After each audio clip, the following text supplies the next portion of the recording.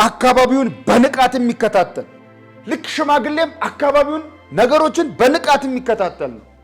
ምክንያቱም ከላይ ሆኖ የሚያይ ነው ብለናል። ኤጲስቆጶስን ስንተረው ማን በምን አይነት ሁኔታ ውስጥ እንዳለ፣ ማን ምን አይነት ፍላጎት እንዳለው፣ ማን ምን እያደረገ እንደሆነ ኦቨርኦል ነገሮችን የሚያይ ነው። ንቁ አእምሮ ያለው መሆን አለበት እና እንግዳ ተቀባይ የሆነው የቤተ ክርስቲያን ሽማግሌ በጌታ በኢየሱስ ስም ስለ ስሙና ስለ ክብሩ ብለው የተሰደዱትን እነዚያን ክርስቲያኖች በቤቱ ተቀብሎ የሚያስተናግዳቸው መሆን አለበት። እግራቸውን የሚያጥብ፣ ምግብ የሚያቀርብላቸው፣ መጠለያ የሚሰጣቸው፣ ማረፊያ የሚያዘጋጅላቸው መሆን አለበት። ሕይወት በሚገኝበት ትምህርት ለመምከር፣ ተቃዋሚዎችን ለመውቀስ ይችል ዘንድ እንደተማረው በታመነ ቃል ይጽፍ። እንደተማረው ቃሉ ታማኝ መሆን አለበት። ኢየሱ የሚናገረው ንግግር ታማኝ መሆን አለበት። የትም ፍጪው ዱቄቱን አምጪው አይነት ነገር ሰው እንዴትም አድርጎ ያምጣው መቀበል ይሄ ቤተክርስቲያን ሽማግሌው ጠባይ አይደለም። ለምሳሌ ተሰርቆ የተገኘን፣ ዝሙት ተሰርቶ የተገኘን፣ ተዘፍኖ የተገኘን ገንዘብ ዝም ብሎ አምጥቶ ለቤተክርስቲያን አገልግሎት እንኩ ቢባል ገንዘቡ እንዴት ተገኘ ብሎ መጸለይ ያለበት። ከገንዘቡ በላይ ያንን ገንዘብ ያመጣው ሰውዬ ነው ለጌታ የሚያስፈልገው። ዋናው እሱ ስለሆነ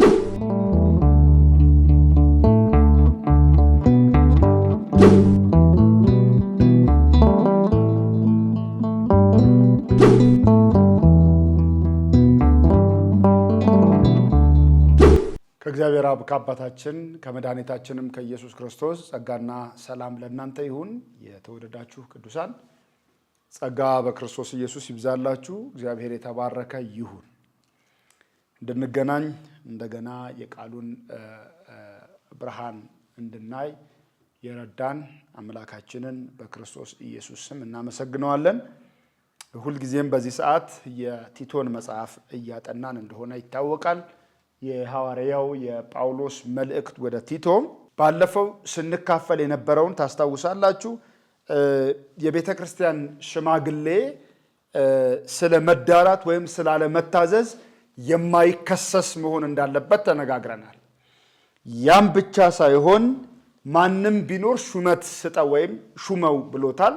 ማንም ማለት የሰውነት ቅርጹ የመጣበት ቤተሰብ ሀብታምና ድሃ መሆን ወይም አይሁዳዊ ወይም አህዛባዊ መሆኑ ለሹመት እጩ አያደርገውም። መስፈርቱን ማሟላቱ ነው እና ማንም ቢኖር ይሾም ማንም የሚለውን ቃል ተመልክተናል። ሌላው እንደ እግዚአብሔር መጋቢም እንደ ባለ አደራ ራሱን መቁጠር እንዳለበትና ከዛ ደግሞ የማይቆጣና የማይኮራ መሆኑን ተመልክተናል። ዛሬ ከቁጥር 5 እስከ ቁጥር 9 ያለውን እናነብና ቀሪዎቹን የሽማግሌ መስፈርቶች እንመለከታለን። ጌታ ቢፈቅድ ዛሬ የምንጨርስ ይመስለኛል። ቲቶ ምዕራፍ 1 ቁጥር 5 ስለዚህም ምክንያት የቀረውን እንድታደራጅ በየከተማው አንተን እንዳዘዝኩ ሽማግሌዎችን እንድትሾም በቀርጤስ ተውሁ። የማይነቀፍና የአንዲት ሚስት ባል የሚሆን የሚያምኑም ልጆች ያሉት ስለ መዳራት ወይም ስላለመታዘዝ የማይከሰስ ማንም ቢኖር ሹመው። ኤጲስቆጶስ እንደ እግዚአብሔር መጋቢ የማይነቀፍ ሊሆን ይገባዋልና፣ የማይኮራ፣ የማይቆጣ፣ የማይሰክር፣ የማይጨቃጨቅ፣ ነውረኛ፣ ረብ የማይወድ ነገር ግን እንግዳ ተቀባይ፣ በጎ የሆነውን ነገር የሚወድ፣ ጠንቃቃ፣ ጻድቅ፣ ቅዱስ፣ ራሱን የሚገዛ ይሁን። ሕይወት በሚገኝበት ትምህርት ሊመክር ተቃዋሚዎችንም ሊወቅስ ይችል ዘንድ እንደተማረው በታመነ ቃል ይጽና ብሎናል። እንጸልይ። ቅዱስ አባታችን ሆይ እናመሰግንሃለን። በሕይወት የጠበቅከን ከክፉም የጋረድከን አባት አንተ ነህ። ምስጋና ይድረስህ። ጌታ አምላካችን ሆይ ዛሬም እንደገና በምህረትህ ከክፉ ሸሽገህናል፣ በእጆችህ ይዘህናል፣ ደግፈህናል። ጌታ ሆይ እናመሰግንሃለን። አባ ዛሬም የቃልህን ደጆች ክፈትልን። አንተን በማወቅ ባለጠግነት ባርከን፣ ከክፉ ሁሉ ጠብቀን፣ አየሩን ለክብርህ ተጠቀምበት።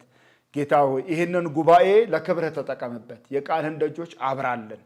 በጌታችን በኢየሱስ ክርስቶስ ስም አሜን። ጸጋ ይብዛላችሁ። እግዚአብሔርም የተመሰገነ ይሁን።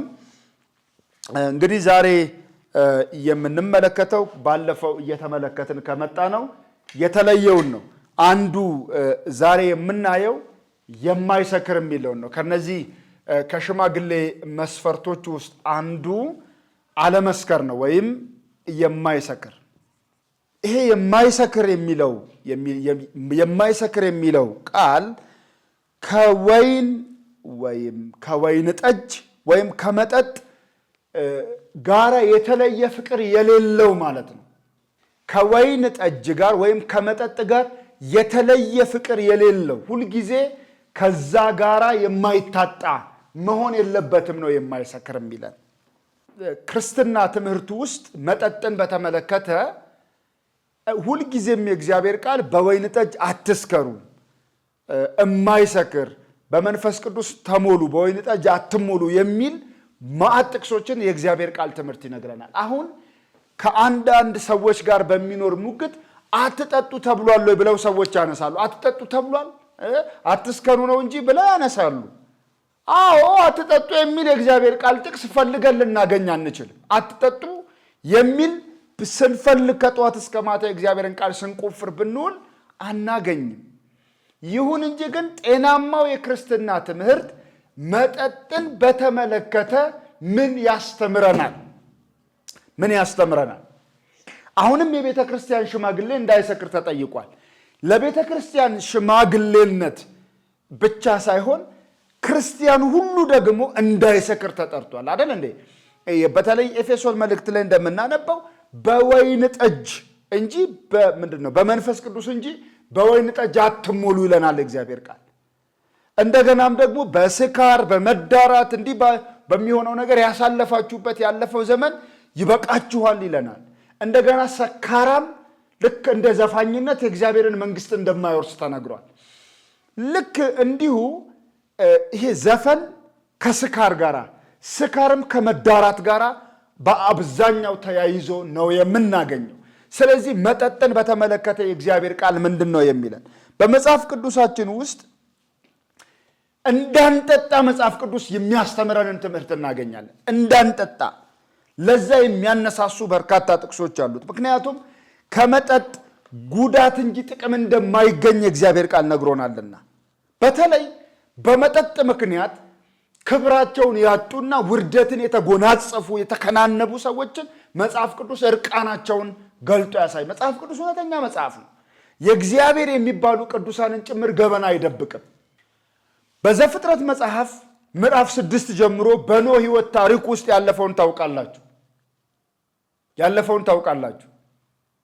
ምንድነው የሆነው? ኖህ ከጥፋቱ የዳነ ሰው ነው። በጣም እግዚአብሔር ያከበረው ሰው። በኋላ ግን ምዕራፍ 9 ላይ ስትሄዱ ዘርን መዝራት ጀመረ በምድር ላይ እና ወይን ዘራ። ከዛ ከበቀለለት ወይን ጠጅ ጠምቆ ጠጣ። በኋላ ታውቃላችሁ ለልጁ ለካም መረገም ምክንያት ሆኖ እርቃኑን መለመላውን ሆኖ እንደቀረ ልጁን በዛ ምክንያት በዛ ጦስ ምክንያት ልጁ ራሱ በእርግማን ውስጥ እንደወደቀ ታውቃላችሁ። ሌላው ይሄ ብቻ አይደለም።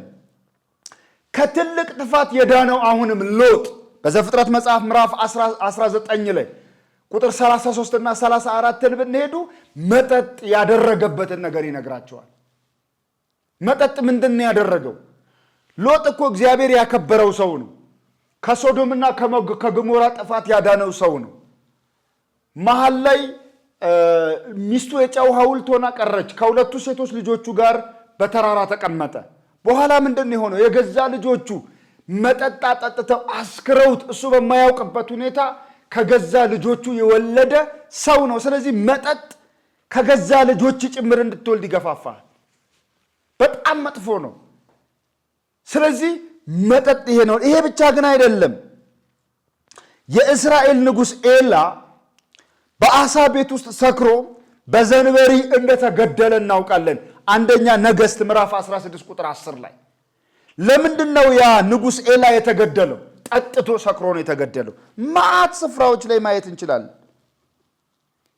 በሌላ የእግዚአብሔር ቃል ክፍል ውስጥ ብንመለከት ለምሳሌ እግዚአብሔርን የሚያገለግሉ ሰዎች ከመጠጥ እንዲርቁ የተመከሩበትን ክፍል በግልጽ ላሳያችሁ እችላለሁ። ዘሌዋውያን ምዕራፍ 10 ቁጥር 9 ላይ አሮንም ሙሴን እንዲህ ብሎ ተናገረው፣ እንዳትሞቱ ወደ መገናኛው ድንኳን ስትገቡ አንተና ልጆችህ የወይን ጠጅና የሚያሰክር ነገር ሁሉ አትጠጡ ይለዋል። አትጠጡ ስትገቡ። ይሄን እነሱ በሆነ ጊዜ ነው የሚገቡት። እኛ ግን የአምላካችንን ፊት ዘወትር የምናይ ስለሆነ እንዳንጠጣ እንመከራለን። በዚህም ክፍል ይሄ ብቻ አይደለም፣ ናዝራዊ ለእግዚአብሔር የተለየ ነው። ታውቃላችሁ፣ ናዝራዊነት ስለት ነው፣ ለእግዚአብሔር መለየት ነው። ናዝራውያን የወይን ጠጅ እንዳይጠጡ ተመክረዋል። ለምሳሌ በዘኍልቍ ምዕራፍ 6 ውስጥ የናዝራዊነት ሕግ በቀረበበት ክፍል ቁጥር 1 ጀምሮ እንደዚህ ይላል። እግዚአብሔርም ሙሴን እንዲህ ብሎ ተናገረው፣ ለእስራኤል ልጆች ንገራቸው፣ ሰው ወይም ሴት ለእግዚአብሔር ራሱን የተለየ ያደርግ ዘንድ የናዝራዊነት ስለት ቢሳል፣ ናዝራዊነት ማለት ናዝራዊ የተለየ ነው። ያንን የናዝራዊነት ስለት ቢሳል ከወይን ጠጅና ከሚያሰክር መጠጥ ራሱን የተለየ ያድርግ። ከወይን ወይም ከሌላ ነገር የሚያገኘውን ሆምጣጤ አይጠጣ፣ የወይን ጭማቂ አይጠጣ፣ የወይን እሸት ወይም ዘቢብ አይብላ። ራሱን የተለየ ባደረገበት ወራት ሁሉ ከወይን የሆነውን ነገር ሁሉ ከውስጡ ፍሬ ጀምሮ እስከ ገፋፋው ድረስ አይብላ ይላል። ይሄ ናዝራዊነት ሕግ ነው። ይሄ ዮሐንስም በተወለደበት ጊዜ ታውቃላችሁ፣ ሉቃስ ምዕራፍ 1 ላይ የወይን ጠጅ አይጠጣም ተብሏል። ናዝራዊ ነው። በሕይወቱ ዘመን ሁሉ ዮሐንስ መጥምቁ ናዝራዊ ነው። ስለዚህ አይጠጣም። ስለዚህ ናዝራዊነት አለ። ናዝራውያን መጠጥ አይጠጡም። ለምንድን ነው እንደዛ የሚያደርጉት? እንደዛ የሚሆነው ካላችሁኝ፣ መጠጥ አእምሮን ያስታል፣ አስተሳሰብን ይበርዛል። ስለዚህ በምንም ተአምር መጠጥን መጠጣት አይበረታታም በእግዚአብሔር ቃል ትምህርት ውስጥ። ኢሳይያስ ምዕራፍ 28ን ላስታውሳችሁ። ኢሳይያስ ምዕራፍ 28 የእግዚአብሔር ቃል ኢሳይያስ ምዕራፍ 28 ቁጥር 7 ላይ እንደዚህ ይላል፣ እንደዚህም ደግሞ ከወይን ጠጅ የተነሳ ይስታሉ፣ ከሚያሰክርም መጠጥ የተነሳ ይፋንናሉ። ካህኑና ነቢዩ ከሚያሰክር መጠጥ የተነሳ ይስታሉ፣ በወይን ጠጅም ይዋጣሉ። ከሚያሰክር መጠጥ የተነሳ ይፋንናሉ፣ በራእይም ይስታሉ፣ በፍርድም ይሰናከላሉ። ማዕድ ሁሉ ትሩፋትንና ርኩሰትን ተሞልቷል፣ ንጹሕ ስፍራ እንኳ የለም ይላል እግዚአብሔር ቃል። መፋነን በወይን ጠጅ የጠጣ ሰው እኮ በቃ ዓለም ሁሉ የእሱ በቃ በአንድ ቀን እኮ በቃ የጠቅላይ ወንበር ላይ ሁሉ ቁጭ ሊል ይችላል። በቃ የፍርድ ችሎቱ ላይ ቁጭ ብሎ አንዱን ሲጥል ሌላውን ሲያነሳ ሊውል ይችላል። ስለዚህ መጠጥ በጣም አደገኛ ነው፣ ውጤቱ አደገኛ ነው። መጠጥን መመልከት ለስህተት ሊዳርግም ጭምር እንደሚችል ምሳሌ 23 ቁጥር 29 ላይ ተነግሯል። እና ጥቂት ጠጣ የተባለን ክፍል በመያዝ ሰዎች ጥቂት የወይን ጠጅን ጠጣ ይላሉ። በዚህ በአንደኛ ጢሞቴዎስ ምዕራፍ 5 ቁጥር 23 ላይ ስለ ወደ ሕመም የወይን ጠጅ ጠጣ የሚለውን ጥቅስ በመያዝ ጥቂትን ጠጣ ተባብለው ወደ ጃምቦ ቤትና ጠጅ ቤት ገብተው ጥቂት ብቻ ሳይሆን ጥቂት ነፍሳቸው ተርፋ ይመለሳሉ ሰዎች። እና ያ ለሆድ ሕመም ነው፣ እነሱ ግን ለሌላ ነገር። ስለዚህ ጥቂት የሚባል ነገር የለም። ለዛ ነው በክርስትና ትምህርታችን ውስጥ መጠጥን መጠጣት ልክና ትክክል አይደለም ብለን ነው የምንናገረው። ሰው በእግዚአብሔር ቃልና በእግዚአብሔር መንፈስ እንጂ በመጠጥ ሊሞላ አይገባውም ብለን እናስተምራለን። ስለዚህ አትጠጣ የሚል ጥቅስ የለም። ግን አንድ ብቻ ጠጥተህ ግን አታቆምም፣ ትሄዳለህ። አንድ ብቻ ጠጥቶ የሚበቃው የለም። ከአንድ ጃምቦ 2 ከ3 4 እያለ ይሄዳል። ከአንድ መለኪያ አረቄ 2 3 እያለ ይሄዳል። ስለዚህ በጣም ከባድ ነው። መመልከት ጭምር አደጋ እንዳለውም ተጽፏል። መዓት የእግዚአብሔር ቃል ክፍል ላይ እኔ መጠጥን እያስተማርኩ አይደለም፣ ውጤቱንም እየተናገርኩ አይደለም። ርዕሴ የእግዚአብሔር ቤት አገልጋዮች ወይም የቤተ ክርስቲያን ሽማግሌዎች የማይሰክር መሆኑ ላይ ትኩረት እንዲደረግ የተመከረበት ነው። ስለዚህ ሽማግሌው ለወይን ጠጅ ባሪያ መሆን የለበትም፣ የማይሰክር መሆን አለበት። ምክንያቱም የሰከረ ሰው ምላሱንም መቆጣጠር አይችልም፣ አካሉንም መቆጣጠር አይችልም። አንዳንድ ጊዜ የጠጡ ሰዎች ባላንሳቸውን መቆጣጠር አይችሉም፣ አንደበታቸውን ምላሳቸውን መቆጣጠር አይችሉም። ዝም ብሎ ይዘንባል ቃላቸው፣ ዝም ብሎ ይናገራል እና ሆድ ያባውን ብቅል ያወጣዋል ይላሉ ኢትዮጵያውያን ሲተርቱ። በደህና ቀን የማይናገሩትን ሁሉ ተናግረው ሰው ሊያስቀይሙ ሊያስከፉ ይችላሉ። ስለዚህ የሚጠጣ ሰው ለመሪነት አይታጭም። የሚሰክር ሰው ለመሪነት አይታጭም። ስለዚህ የማይሰክር መሆኑ ላይ ትኩረት ተደርጎበታል። የማይሰክር መሆኑ ብቻ አይደለም። ይሄንን እንደዚህ መያዝ ትችላላችሁ። የመጠጥ ባሪያ ያልሆነ ነው አይደለ ያልነው። የመጠጥ ባሪያ ያልሆነ ነው ያልነው። ይሄ የማይሰክር ብቻ ሳይሆን ይሄኛው የማይጨቃጨቅ አሁንም የማይጨቃጨቅ መሆኑ ላይ እንደገና የሽማግሌነት መስፈርት ቀርቧል። ይሄን ባህሪያዊ ነው ወይም ጠባያዊ ነው። ይሄ በማንነቱ ምን ይለናል የእግዚአብሔር ቃል? የማይሰክር የማይጨቃጨቅ። መጨቃጨቅ ማለት ነገር ማነፍነፍ ማለት ነው። መጨቃጨቅ ማለት ወይም ማሳደድ። ምን ነው የሚያሳድደው? ነገርን ማሳደድ። ነገር በቃ ጠብ ያለሽ በዳቦ አይነት ማለት ነው። አይነት መሆን አይጠበቅበትም። አንደኛ ጢሞቴዎስ ምዕራፍ 3 ላይ ይህ እንዴት ነው የቀረበው? ምዕራፍ 3 ቁጥር 3 ላይ ምን ተብሏል? የማይሰክር የማይጨቃጨቅ የሚለው እዚህ ጋም ለኤፌሶኑ ቤተክርስቲያን አስተማሪ ለነበረው ወይም በሐዋርያዊ ስልጣን ለተላከው ለጢሞቴዎስም የተነገረው ነው። ማይሰክርና ማይጨቃጨቅ ነገር አፈንፋኝ ያልሆነ ሰው አብሮ እያለ በብዙ ነገር ውስጥ አንድ አይነት አቋም ላይ ኖረው ይችላል። አዎ የተለያየ አቋም፣ የተለያየ አመለካከት፣ የተለያየ አይነት አስተሳሰብ ሊኖረን ይችላል። የሐሳብ ልዩነት ግን ለጭቅጭቅ መንስኤ መሆን የለበትም።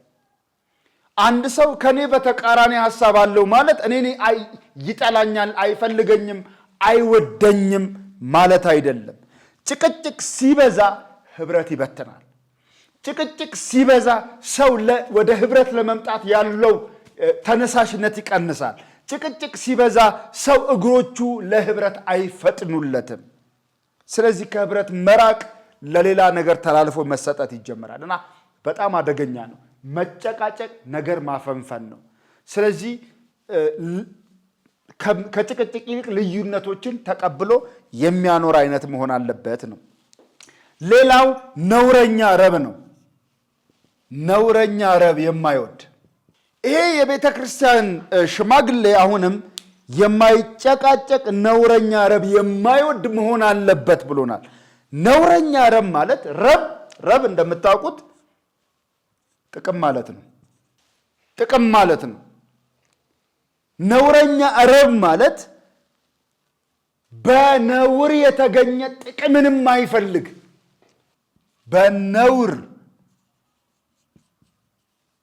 በነውር የተገኘ ጥቅምንም አይፈልግ መሆን አለበት የቤተ ክርስቲያን ሽማግሌ። ሕጋዊ ባልሆነ መንገድ የመጣ ጥቅምን የማይፈልግ የሌላ ሰው የሆነ ጥቅምን የማይፈልግ ማለት ነው። የቤተ ክርስቲያን ሽማግሌ ማግኘት ካለበት ጤናማ የሆነ ጥቅም ማለት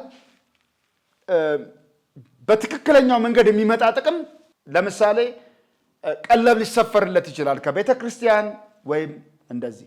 ከዛ ውጭ ግን ነውር የሆነ በቃ ጉቦ በመቀበል ሊሆን ይችላል፣ ወይንም ደግሞ ሰዎችን በማስፈራራት የሚገኝ ጥቅም ሊሆን ይችላል፣ ወይንም ደግሞ በቃ በማያስፈልግ ሁኔታ ውስጥ በቃ ጉብኝት እያለ የሰዎች ቤት ውስጥ የሚሄድ ሰው ሊሆን ይችላል። አለ አይደል? ቅዱሳንን ጉብኝት አለ እና ዛሬ ጉብኝት ነው ብሎ ማይገባ አይነት ትርፍና ጥቅም ለማግኘት መሆን የለበትም። በተለይ ሽማግሌዎች ለታመመ ሰው እንደሚጸልዩ ይታወቃል። በዘይት ቀብተው ይጸልያሉ። ያዕቆብ ነግሮናል። የቤተክርስቲያን ሽማግሌዎች በቃ ያንን ሲያደርጉ እያስከፈሉ ያንን በዘይት የሚጸልዩለትን ሰው እያስከፈሉ እንዲህ ያለ ነገር ሊያደርጉ ፈጽሞ አይገባም። ነውረኛ ረብ የማይወድ እና እንኳን ነውረኛ ረብን ገንዘብን እንኳን መውደድ ምን ያህል የኃጢአት ስር እንደሆነ በአንደኛ ጢሞቴዎስ ምዕራፍ 6 ላይ ላስታውሳችሁ ፈልጋለሁ። አንደኛ ጢሞቴዎስ ምዕራፍ 6 አንደኛ ጢሞቴዎስ ምዕራፍ 6 ቁጥር 10 ላይ የሕያው እግዚአብሔር ቃል የሚለው ምንድን ነው?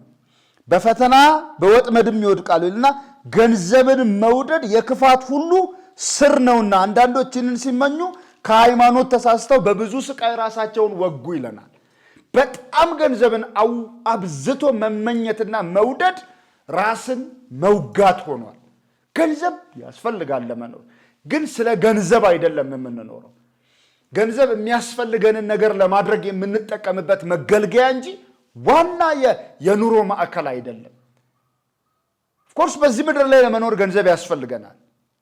ይህንን ቤት እንኳን ኪራይ ከፍሎ አገልግሎቱን ለማስቀጠል ገንዘብ ያስፈልጋል። ይህንን ፕሮዳክሽን አሰርቶ ለተመልካች ለማቅረብ ገንዘብ ያስፈልጋል። ግን ስለ ገንዘብ አይደለም የምንኖረው። ገንዘብ ይሄንን ሁሉ ማድረጊያ እንጂ ዋና ነገር አይደለም። ገንዘብን መውደድ የኃጢአት ስር ነው። ይሄንን ሲመኙ ተሳስተው ሰዎች ከሃይማኖት ተሳስተው በብዙ ስቃይ ራሳቸውን ወክተዋል ነው የሚለው። ስለዚህ ከጥቅም ጋር መተሳሰር፣ ከገንዘብ ጋር በፍቅር መውደቅ የክፋት ስር ነው። የትም ፍጪው ዱቄቱን አምጪው አይነት ነገር ሰው እንዴትም አድርጎ ያምጣው መቀበል ይሄ ቤተክርስቲያን ሽማግሌው ጠባይ አይደለም። ለምሳሌ ተሰርቆ የተገኘን፣ ዝሙት ተሰርቶ የተገኘን፣ ተዘፍኖ የተገኘን ገንዘብ ዝም ብሎ አምጥቶ ለቤተክርስቲያን አገልግሎት እንኩ ቢባል ገንዘቡ እንዴት ተገኘ ብሎ መጸለይ ያለበት። ከገንዘቡ በላይ ያንን ገንዘብ ያመጣው ሰውዬ ነው ለጌታ የሚያስፈልገው፣ ዋናው እሱ ስለሆነ ስለዚህ ሊጠነቀቅ ይገባል። ነውረኛ ረብ፣ ይሄ በነውር የተገኘ ጥቅምን የማይፈልግ መሆኑ ላይ በዚህ ክፍል የቤተ ክርስቲያን ሽማግሌ እንትን ተሰጥቶታል ማለት ነው። መመሪያ ተሰጥቷል ወይም መስፈርቱ ቀርቧል። ሌላው እንግዳ ተቀባይ መሆን አለበት ነው። እንግዳ ተቀባይ፣ ይሄም መስፈርት ነው። እንግዳ ተቀባይ መሆን አለበት። ስለ ነውረኛ ረብ ነገር ግን እንግዳ ተቀባይ ተብሏል። ይሄ እንግዳ ተቀባይ መሆኑ ላይ እንግዲህ ይሄ መጽሐፍ በሚጻፍበት ዘመን ያለውን አውድ እንመልከትና በእኛ ዘመን ደግሞ ያለውን ለመመልከት እንሞክራለን። ይሄ መጽሐፍ በተጻፈበት ዘመን ክርስቲያኖች በስደት ውስጥ ይመላለሳሉ። በስደት እና እንግዳ ተቀባይ የሆነው የቤተ ክርስቲያን ሽማግሌ በጌታ በኢየሱስ ስም ስለ ስሙና ስለ ክብሩ ብለው የተሰደዱትን እነዚያን ክርስቲያኖች በቤቱ ተቀብሎ የሚያስተናግዳቸው መሆን አለበት። በቤቱ ተቀብሎ የሚያስተናግዳቸው መሆን አለበት። በቤቱ ተቀብሎ የሚያከብራቸው መሆን አለበት። እግራቸውን የሚያጥብ፣ ምግብ የሚያቀርብላቸው፣ መጠለያ የሚሰጣቸው፣ ማረፊያ የሚያዘጋጅላቸው መሆን አለበት። የቤተ ክርስቲያን ስደት በጊዜው ስለነበረ ስለዚህ ለመጻተኞቹ ቤቱን ከፍቶ የሚቀበል የሚያስተናግድ ሰው መሆን አለበት። ይሄ ደግሞ የሚሆነው መጀመሪያ ልቡን ሲከፍት ነው። ለቅዱሳን የተከፈተ ልብ ሲኖረው ነው አይደል እንዴ ሰዎችን ወደ ቤቱ መቀበል የሚችለው። ሰዎችን በቤታችን መቀበል ከመጀመራችን በፊት ለምንቀበላቸው ሰዎች እኮ ልባችን ነው አይደል መጀመሪያ የሚከፈተው። ስለዚህ የቤተ ክርስቲያን ሽማግሌዎች መጀመሪያ ልባቸው ለወገኖች የተከፈተ መሆን አለበት። በሌላ ሁኔታ ደግሞ የቃሉ አገልጋዮች ለአገልግሎት ይላካሉ። አሁን ቲቶ መጀመሪያ እዚህ ነው ያለው፣ በሚቀጥለው ደግሞ ሌላ ቦታ ይላካል። ጢሞቴዎስ ለምሳሌ ይሄ ሲሆን ኤፌሶን ነው ያለው፣ ቀጥሎ ወደ ሌላ ቦታ ይላካል። የቃሉ አገልጋዮች ሲሄዱ ተቀብለው በቤት ማስተናገድ ያስፈልጋል። አንድ ወንድም ላስታውሳችሁ፣ መቼም እንግዳ መቀበልን እንደሱ የሚጠላ ወንድም የለም። ስሙ ዲዮጥራጠስ ይባላል። ሶስተኛ ዮሐንስ መልእክት ላይ ያለ ወንድም ነው ዲዮጥራ። ቁጥር 9 ላይ እንደዚህ ይለናል። ሶስተኛ ዮሐንስ ወደ ቤተ ክርስቲያን ጻፍኩ፣ ዳሩ ግን ዋናቸው ሊሆን የሚወድ ዲዮጥራጠስ አይቀበለንም። ለምን? ስለዚህ እኔ ብመጣ በእኛ ላይ ክፉ ቃል እየለፈለፈ የሚያደርገውን ስራውን አሳስባለሁ ይላል። ይህም ሳይበቃው እርሱ ራሱ ወንድሞችን አይቀበልም፣ ሊቀበሏቸው የሚወዱትን ከልክሎ ከቤተ ክርስቲያን ያወጣቸዋል ይላል። እሱ አለመቀበሉ ብቻ አይደለም የሚቀበላቸው። ስለዚህ የዲዮጥራጠስ ልብ ያላቸው ሰዎች ማንንም መቀበል አይችሉም። እንደ ዲዮጥራጠስ አይነቱ ሰው በቤቱ አይደለም በቤተ ክርስቲያን እንግዶችን አይቀበልም። እነ ዮሐንስንና እነ ዮሐንስ የላኳቸውን አገልጋዮች ጭምር ይገፋል። ስለዚህ አንዳንድ ሰዎች በቃ በጉባኤ ውስጥ እኔ ብቻ ነኝ ሲሉ የዲዮጥራጥስ ልብ እንዳላቸው እናውቃለን። የዲዮጥራጥስ ልብ ማንንም መቀበል፣ ማንንም ማቅረብ፣ ማንንም ማስጠጋት የማይፈልግ እቡይ ክፉ ልብ ነው። ይሄ እቡይ ክፉ ልብ ነው። ስለዚህ የቤተ ክርስቲያን ሽማግሌዎች ግን እንዲህ ሊሆኑ አይገባቸው። በቤታቸው እንግዶችን ተቀብለው ማስተናገድ ከቤታቸው በፊት ልባቸውን ለወገኖች የከፈቱ መሆን አለባቸው። ሰዎች በቤታቸው እንግዳ የማይቀበሉት የሚሰጡት ስለሌላቸው ሳይሆን ልባቸው ለፍቅር ስላልተንበረከከ ነው። ሮሜ ምዕራፍ 12 ላይ ልብ ለፍቅር እንዲንበረከክ ጳውሎስ ተናግሯል። እንግዳን ተቀብሎ ማስተናገድ ደግሞ እንዴት ያለ በረከት እንደሆነ ታውቋል። እንደውም አንዳንዶች ሳያውቁት የእግዚአብሔርን መላእክት በቤታቸው ተቀብለዋል ብሎናል የዕብራውያን መልእክት ጸሐፊ በዕብራውያን ምዕራፍ 13 ላይ። ስለዚህ እንግዶችን መቀበል እጅግ በጣም የተባረከ ተግባር ነው። አንደኛ ጢሞቴዎስ ምዕራፍ 5 ላይ ምዕራፍ 5 ቁጥር 10 ላይ የእግዚአብሔር ቃል የሚለው ልጆችን በማሳደግ እንግዶችንም በመቀበል የቅዱሳንንም እግሮች በማጠብ የተጨነቁትንም በመርዳት በጎንም ስራ ሁሉ በመከተል ይህን መልካም ስራ በማድረግ የተመሰከረላት ልትሆን ይገባል ይላል አይደል እንዴ? ስለዚህ እንግዶችን በመቀበል ይሄ እህቶችን የተመከሩበት ነው፣ ባልቴት እህቶች የተመከሩበት ነው፣ ግን ለሁሉም ክርስቲያን የሚሰራ ነው። ዕብራውያን ምዕራፍ 13 ላይ ላስታውሳችሁ ቁጥር 1 እና 2 እንግዶችን በመቀበል አትርሱ፣ በዚህ አንዳንዶች ሳያውቁት መላእክትን እንግድነት ተቀብለዋል ይላል። ስለዚህ እንግዳን መቀበል በጣም የተባረከ ተግባር ነው በክርስትና ትምህርት ውስጥ። ስለዚህ እንግዶችን መቀበል፣ እንግዶች ሲመጡ እነሱን በደንብ መንከባከብ፣ እነሱን ማስተናገድ እጅግ በጣም የተባረከ ተግባር ነው። ስለዚህ የምናውቃቸውን የሚያውቁንን የሚያከብሩንን የምናከብራቸውን ብቻ ሳይሆን በጌታ ያሉትን ሁሉ መቀበል እንዳለብን ነው የሚነግረን። ይሄ ግን ለቤተ ክርስቲያን ሽማግሌ ሲሆን እንግዳን መቀበል በጣም ዋና ተግባር ነው። የቤተ ክርስቲያን ሽማግሌ እንግዳ ተቀባይ ለመሆን መጀመሪያ በቤት ውስጥ ያለውን ሰላም መጠበቅ አለበት አይደለም? ለምን ከሚስቱ ጋር ደህና ካልሆነ፣ ሚስቱን በትክክል መምራት የማይችል ከሆነ ወይም በእንዲህ አይነት ሁኔታ ያለ ሰው ከሆነ አስቸጋሪ ይሆናል ቤቱ እንግዳ መቀበል። ስለዚህ ሰዎች እግዚአብሔርን በመውደድ ለቅዱሳን ልባቸውን በመክፈት እንግዶችን መቀበል አለባቸው። ክርስቲያን ብቻ ሳይሆን የቤተ ክርስቲያን ሽማግሌ ከመስፈርቶች ውስጥ አንዱ እንግዶችን መቀበል እንደሆነ እናውቃለን። ሌላው በጎ የሆነውን ነገር የሚወድ የሚል ነው። አሁን በጎ የሆነውን ነገር የሚወድ መሆን አለበት ሽማግሌ። ምን ማለት ነው? ደግ ተግባር፣ ጥሩ ስራ፣ መልካም የሆነ ነገር የሚወድ መሆን አለበት። አንዳንድ ጊዜ እኔ ካልፈጨሁት አይደቅም፣ እኔ ካልጋገርኩት አይሰምርም፣ እኔ የሌለሁበት ነገር አይጣፍጥም የሚል አይነት አመለካከት የቤተ ክርስቲያን መሪዎች ሊኖራቸው አይገባም። ማንም ይስራው የተሰራው ስራ ጥሩ ነው ወይ በጎ ነው ወይ? ማንም ይስራው ኦኬ፣ ማንም ያደርገው። ለምሳሌ አንዳንድ ሐሳቦች ከማንም ይምጡ፣ ነገርየው እግዚአብሔርን ያከብራሉ ወይ? ለቤተ ክርስቲያን ይጠቅማል ወይ? ሰዎችን ከጨለማ ያወጣል ወይ? እስቲ መታየት ያለበት በዚህ አውድ ነው እንጂ ከማንም ይምጣ በጎ የሆነውን ነገር መውደድ አለበት። እና የሚያንጽ የሚጠቅም ነገር በሙሉ በጎ ስለሆነ ያንን መውደድ ይኖርበታል የቤተ ክርስቲያን ሽማግሌ። በቃ በጎ ነው፣ እግዚአብሔር ይባረክ፣ በዛ ነገር ላይ እንጸልይ ብሎ ያንን ነገር ማጽደቅ ከማንም ይምጣ።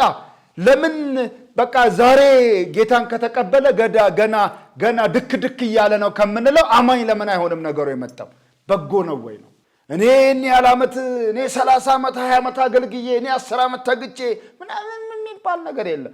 ማንም ያምጣው ነገሩን በጎ ነው ወይ? ይሄንን መውደድ አለበት። በጎ የሆነውን ነገር የሚወድ መሆን አለበት የቤተ ክርስቲያን ሽማግሌ። በጎ የሆነውን ነገር የሚወድ። ሌላው ምንድነው የተባልነው? በጎ የሆነውን ነገር የሚወድ ብቻ ሳይሆን ጠንቃቃ። ምን መሆን አለበት? ጠንቃቃ። ጠንቃቃ መሆን አለበት የቤተ ክርስቲያን ሽማግሌ። ጠንቃቃ ማለት ንቁ የሆነ ኮንሺየስ ማይንድ ያለው አስተዋይ ንቁ አእምሮ ያለው ይሄ ንቁ አእምሮ ያለው መሆን አለበት። ንቁ አእምሮ ኮንሺየስ ማይንድ ያለው ነገሮች በምን መንገድ እየሄዱ ነው። ይሄ ልክ እንደ ወታደር ነው አይደል እንዴ? ወታደር በማንኛውም ሁኔታ ጠንቃቃ ነው አይደለ? ጠንቃቃ መሆን አለበት። ጠንቃቃ አካባቢውን በንቃት የሚከታተል ልክ ሽማግሌም አካባቢውን ነገሮችን በንቃት የሚከታተል ነው። ምክንያቱም ከላይ ሆኖ የሚያይ ነው ብለናል። ኤጲስቆጶስን ስንተረጉም ከላይ ሆኖ የሚያይ ስለሆነ ማን በምን አይነት ሁኔታ ውስጥ እንዳለ፣ ማን ምን አይነት ፍላጎት እንዳለው፣ ማን ምን እያደረገ እንደሆነ ኦቨርኦል ነገሮችን የሚያይ ነው። ንቁ አእምሮ ያለው መሆን አለበት። ይሄ የቤተ ክርስቲያን ሽማግሌ ነው። በአንደኛ ጢሞቴዎስ ላይ ይሄ ልከኛ ጠንቃቃ ተብሏል። እዚህኛው ላይ በነገራችን ላይ መስፈርቶቹን ከዛኛውም ነው የምናገኛቸው። ከአንደኛ ጢሞቴዎስ ምዕራፍ 3 ጋር ማስተያየት ትችላላችሁ። ስለዚህ ጠንቃቃ ልከኛ መሆን አለበት። ቁጥር 2 ላይ ልከኛ ይለዋል። ጠንቃቃ መሆን አለበት ይሄ ማለት ነው። ጠንቃቃ ብቻ ሳይሆን ጻድቅ ቅዱስ መሆን አለበት ተብሏል። ጻድቅ መሆን አለበት፣ እንደገና ቅዱስ መሆን አለበት ብሎናል። ጻድቅ ቅዱስ። ጻድቅ ማለት ትክክለኛ ወይም ተገቢውን ነገር የሚያደርግ መሆን አለበት። ጠንቃቃ ነው ስንል ዓላማ መር የሆነ ህይወት ያለው ግብ ተኮር የሆነ ህይወት ያለው ማለት ነው። ጻድቅ ማለት ተገቢውን ነገር የሚያደርግ ትክክለኛ የሆነውን ነገር የሚያደርግ መሆን አለበት። ሁልጊዜም ሽማግሌ ቀጥተኛ ነው መሆን ያለበት። ሁልጊዜ ቀጥተኛ ትክክለኛ ነው መሆን ያለበት። ሁልጊዜም ትክክለኛ ነው መሆን ያለበት። ቀጥተኛ ትክክለኛ ነገር የሆነ ለሰው ብሎ የሚወላውለው ነገር መኖር የለበትም። ቅዱስ ማለት የተለየ መሆን አለበት። ይሄ ክርስቲያኖች ሁሉ የተለዩ ናቸው። ሽማግሌውም ልክ እንደዛ የተለየ መሆን አለበት። ከአንድ ነገር መለየት ብቻ ሳይሆን ለአንድ ነገር መለየት ጭምር አለበት። ከክፋት፣ ከኃጢአት፣ ከጠብ፣ ከክርክር፣ ከጭቅጭቅ፣ ከወገንተኝነት የተለየ መሆን አለበት። ወገንተኝነት በቤተ ክርስቲያን ውስጥ በጣም እንዳለ ታውቃላችሁ። ብሔሬ ለሚለው ሰው፣ ጎሳዬ ለሚለው ሰው፣ የተለየ ክብር ለሚሰጠው ሰው፣ የተለየ በቃ ኪሱስ ሸጎጥ እንደዚህ ነገር አለ። ግን ሽማግሌ እንደሱ ሊሆን አይገባውም እና ከዓለማዊነትና ከስርዓቱ ይሄ ክፋትን ከማሳደድ የተለየ መሆን አለበት። ክርስቶስን ለመምሰል በህይወት ልክ ከሆነው ጋር ሁሉ መስማማት መቻል አለበት። ክርስቶስን የሚመስል ህይወት ያለው ስለሆነ የቤተ ክርስቲያን ሽማግሌ። በሌላ ሁኔታ የምናየው ራሱን የሚገዛ የሚል ነው። ዛሬ እንድንጨርሰው ትንሽ ገፋ እናድርግ። ራሱን የሚገዛ ራሱን ምን የሚያደርግ የሚገዛ። ራሱን የሚገዛ ማለት ራሱን በቁጥጥር ስር ያዋለ ማለት ነው። ራሱን በቁጥጥር ስር ያዋለ መሆን አለበት። ራስን በቁጥጥር ስር ማድረግ ወይም ራስን መግዛት የመንፈስ ቅዱስ ፍሬ ነው እንደምታውቁት በገላትያ መልእክት ምዕራፍ 5 ቁጥር 22 ላይ። ስለዚህ የተቀበለው መንፈስ ራስን የመግዛት መንፈስ ነው። ራሱን የመግዛት መንፈስ ተቀብለናል ብሏል ሁለተኛ ጢሞቴዎስ ምዕራፍ 1 ቁጥር 7 ላይ። ስለዚህ በዛ በመንፈስ ቅዱስ ኃይል ራሱን የገዛ የተቆጣጠረ ከስሜታዊነት የጸዳ አፉ እንዳመጣለት የማይናገር ልቡ እንደፈቀደ እንደ ልብ የሚፋንን እንዳይሆን መጠንቀቅ አለበት። ራስን መግዛት በእግዚአብሔር መንፈስ ቁጥጥር ውስጥ መሆን ማለት ነው። ራስን መግዛት የጸጋ ነው እንደምታውቁት። እንዲህ መሆን ይኖርበታል አንድ ሰው። ይሄ በተለይ ምዕራፍ 2 ላይ ይመጣበታል። ምዕራፍ 2 ቁጥር 12 ላይ ኃጢአተኝነትና ዓለማዊ ምኞትን ክደን የተባረከውን ተስፋ እንድንጠብቅ ይልና ኢየሱስ ክርስቶስን ክብር መገለጥ እየጠበቀች ራስን በመግዛት እና በጽድቅ እግዚአብሔርን በመምሰል ለአሁኑ ዘመን እንድንኖር ያስተምረናል ይላል። ስለዚህ ራስን የመግዛት ጸጋ፣ ያ በጸጋው በኩል የምንማረው አንዱ ትምህርት ነው ለአማኝ። ስለዚህ የቤተ ክርስቲያን ሽማግሌ ራሱን የሚገዛ ራሱን በቁጥጥር ስር ያደረገ መሆን አለበት። አምረብኝ ብሎ ዝም ብሎ የሚናገር ዝም ብሎ የሚለጥፍ ከሆነ በጣም ሰዎችን ይሰብራል። የመጨረሻው አንዱ ምን የሚል ነው? ራሱን የሚገዛ ይሁንና ሕይወት በሚገኝበት ትምህርት ሊመክር ተቃዋሚዎችን ሊወቅስ ይችል ዘንድ በታመነ ቃል ይጽና ይለናል። ተቃዋሚዎችን ሊወቅስ ይችል ዘንድ ተቃዋሚዎችን ለመውቀስ የሚችል ተቃዋሚዎችን ለመውቀስ መቻል አለበት ነው የሚለን። ተቃዋሚዎችን ለመውቀስ መቻል አለበት። ሰውዬ ተቃዋሚዎችን ለመውቀስ መቻል አለበት። ተቃዋሚዎችን ለመውቀስ መቻል። እንዴት ነው ተቃዋሚን የሚወቅሰው? በሁለት ነገር ነው። በመጀመሪያው ሕይወት በሚገኝበት ትምህርት ሊመክር መቻል አለበት። ሕይወት በሚገኝበት ትምህርት። ይሄ ዶክትሪን ሕይወት የሚገኝበት ዶክትሪን ነው። መጀመሪያ የቤተ ክርስቲያን ሽማግሌ ለመሆን የእግዚአብሔርን ቃል ጠንቅቆ ማወቅ አለበት። ጠንቅቆ መማር አለበት። ጠንቅቆ የእግዚአብሔርን ቃል ሊያውቅ ይገባዋል። ይሄ የተግለበለበ ነገር ሳይሆን ቁጭ ብሎ ጊዜ ሰጥቶ የእግዚአብሔርን ቃል ማወቃል። ይሄ ሕይወት ለሚገኝበት ትምህርት ነው። ሌላው በዚህ ላይ መጽናት አለበት። መጽናት በምን ይጸናል ከተባለ በታመነ ቃል ይጽና ነው የሚለን። የታመነ ቃል ማለት የተማረውን የእግዚአብሔርን ቃል አይደለም የሚለን በዚህ ክፍል። የታመነ ቃል በቃሉ ለሚናገረው ነገር ታማኝ መሆን አለበት። እሱ ለሚናገረው ለዛ ንግግሩ ታማኝ መሆን አለበት። ወላዋይ ቃል ዛሬ የተናገረውን ነገ የሚክድ ከሆነ ዛሬ ካደውን ደግሞ ነገ የሚያምን ከሆነ እንደዚህ ትክክል አይደለም። ስለዚህ ለምንድን ነው የሚጸናው ካለን፣ አንደኛ ሕይወት በሚገኝበት ትምህርት ሊመክር መቻል አለበት። ተቃዋሚዎችን ሊወቅስ መቻልም አለበት። የታመነ የተባለው ቃሉ ነው። እውነት ወይም የታመነ መሆን ይገባል። ለመምከርም ይሁን ለመውቀስ ለሁለቱም የታመነ መሆን አለበት። ሰውየው የታመነ ቃሉ ከሰውየው የሚወጣው ወይም ከሽማግሌዎቹ የሚወጣው ቃል የሚታመን፣ የሚሰማ፣ የሚደመጥ መሆን አለበት። የተዘበራረቀ ነገር እንዳይሆን እና ያመኑት ክርስቲያኖች የአጥቢያ ቅዱሳንን መምከር፣ ማጽናናት፣ ማበረታታት አለበት። ሽማግሌው የቤተ ክርስቲያን ሽማግሌ ሊመክር የሚችለው ደግሞ ሕይወት በሚገኝበት ቃል ነው። ይሄ ሕይወት የሚገኝበት ቃል ደግሞ የራሱ የአምላካችን የእግዚአብሔር ቃል ነው እና ይሄንን ለመምከር ለማስተማር ራሱ የተማረ መሆን መጀመሪያ ይጠበቅበት። የማያውቀውን የት ብሎ ይናገራል? እስቲ አንድ ነገር ልጠይቃችሁ። የኔን ቤት